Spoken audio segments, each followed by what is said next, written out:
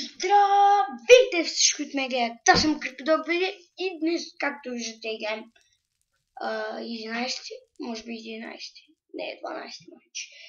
12 епизод на Diamond Craft. Мисля, че спра... Снимам. Не съм спрял. Чакай. Днеска, както виждате, може би някои са познали какво ще правя това видео. Днеска ще правим MV.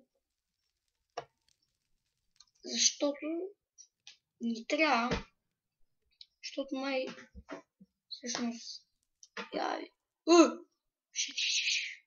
Криво, че не ми хареса. Както помня, 3 майчи ти трябваха,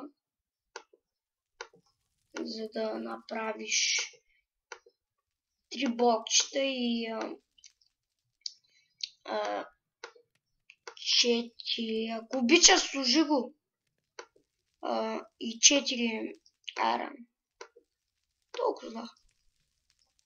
И едно по следата и ни трябва още едно. 8, още 2 ни трябва, за да стане още едно купче. Идеално. Май са оправили печката, защото много бързо явно такова. Не знам какво тупите ли да го нарече? Те ще го нарече. Той клип няма го правя дълъг. Ще и там няколко минутки. То всъщност ще направим видео и души. Не, и ще го пробваме.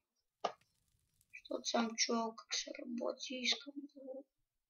Всъщност аз знам как се работи. Но ще опитам едно нещо. И добре, имаме 3.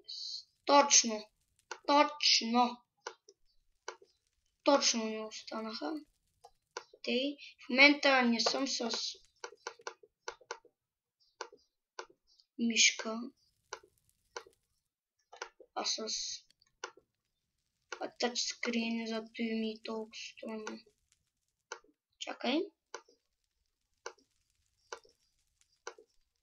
Хоп. Да. Yes. Сега видим да усвоим. Може да усвоим ето тук, например. Яко. Едно ара, не ми се намира. Хопа. Взема няколко. Ейте.